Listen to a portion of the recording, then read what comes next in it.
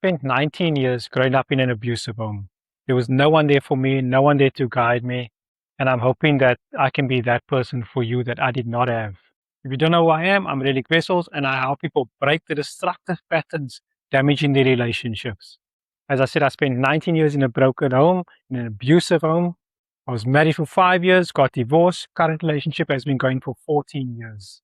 Other than real life experience, I've studied coaching, NLP, MBCT, CBT, REBT, and I'm supervised and mentored by Steve Johnson, the former president of the Albert Ellis Institute.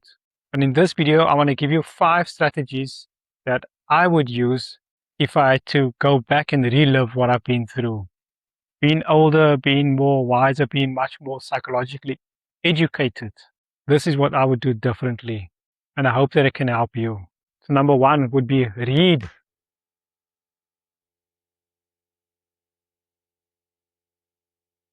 Not just anything, not just fantasy books. You can read those for distractions, but more specifically read psychology books. I would recommend books by Albert Ellis, the founder of REBT, Rational Emotive Behavioral Therapy, or theory or coaching, whatever you want to call it. Next, read philosophy books, specifically Epictetus and Marcus Aurelius meditation. Then personal development books by Jim Rohn, Tony Robbins. Then business books. I would say specifically focus on Alex Hormozi books. It's very practical and it's straightforward. There are many people that write a lot of good books out there, but just keep it simple for now. Next is to find your tribe. And by tribe, I don't mean gangsters or criminals or anything illegal like that. I also don't mean drugs and alcohol. Stay away from those things because that does not equal to a good future, right? You look at someone that does drugs, look at what their future becomes. Look at what they become when they are older, right? The same for the people that do alcohol and stuff like that. Those things are just distractions. And yes, it numbs the pain, but it doesn't help the change that is required for you to get out, right? So number 2 is tribe. For me, my tribe became the alternative scene.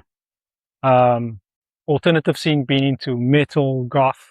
Ultimately, it's the alternative scene and the alternative music that would set me free, that would kind of be my salvation, if you want to call that. And through the alternative scene, I ended up moving out of my parents' house at the age of 19, exactly when I finished school. And I moved into friends of mine from the alternative scene. I worked for them in exchange for a place to stay and food on the table.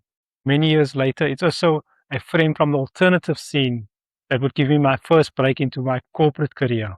So if it was not for the alternative scene and for the friends that I made back then, it's probably safe to say that I would not be alive today. So thank you to my friends then, and I still have them today.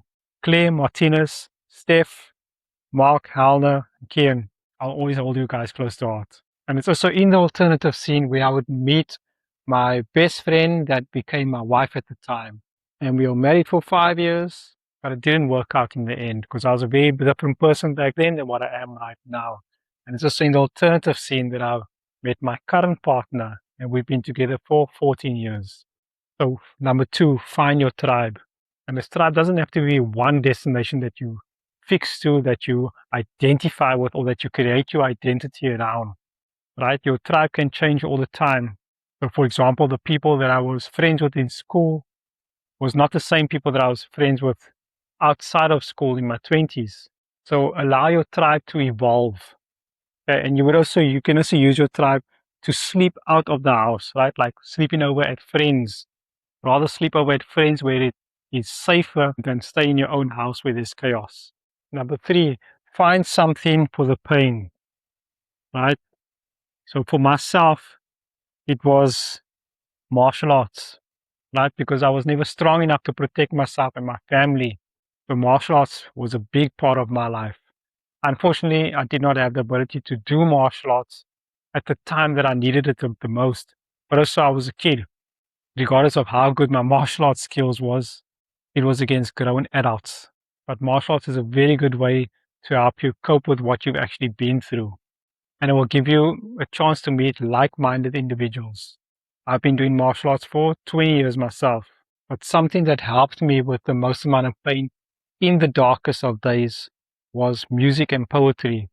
Music being the alternative music, specifically Marilyn Manson, Linkin Park, Korn, Slipknot, because I could identify with the lyrics because it's what I was going through at the time. Another thing that helped me cope with the pain was writing poetry. It was a way for me to express myself, express what I was going through, and it was just basically a way for me to release, I guess. So you're going to have to look at yourself. What is the best way or the best thing for you? What can you use to help you deal with the day-to-day pain? And number 4, get a job. As soon as possible, get a job. Doesn't matter what the job is, can be anything. And this is where the reading will come into play, right? Especially the business books teach you how to sell, not just sell products or services, but how to sell yourself as an individual so that you can be hired by someone, so that someone else can find you attractive, right? Attractive not being physically, attractive being more psychologically. Like, I like the person that you are, or you have such good ideas, or I've never thought about that before. That is what I mean by attraction. And even if you have a parent or guardian that is taking your money, that is kind of irrelevant for now.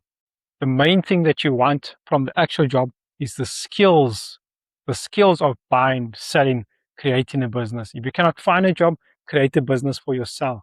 And these days, there's AI to help you with that, right? Working or owning a business will also help you with your communication skills. And the last one, number 5, plan your escape.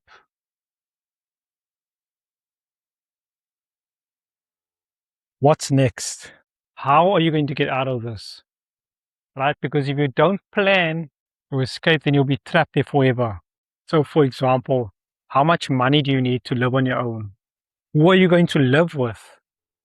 Right? This again feeds into the tribe. The business books again will teach you how to work your money. The job will teach you how to get the next job. The psychology books and personal development books will help you interact with people again.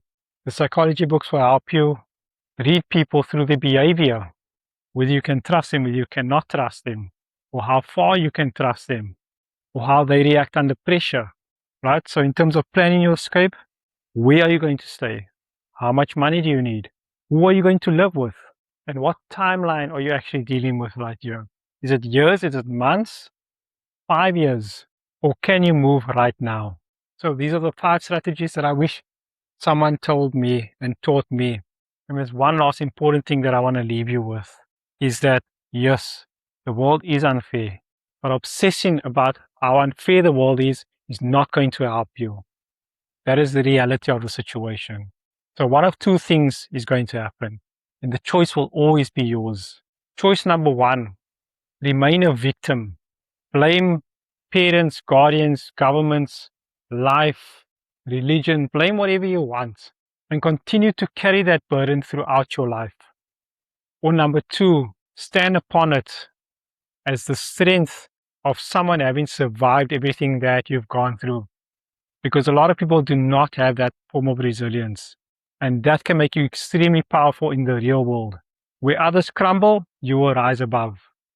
That is your choice. That is the superpower that going through this will give you. And I speak from experience now. Most things that face most people these days, I really don't give a shit about. Because death is not knocking on my door. Whereas for 19 years, it was. So let this be your superpower and be the person that you needed when you were a child. And if you want, you can join my free Wednesday sessions that are live. I either work with a live volunteer or I have a live Q&A session. It's completely free. That is my gift to you and everyone else, because I did not have this when I needed it the most. So I'm hoping to give it to someone else, to be that person that I didn't have when I was growing up.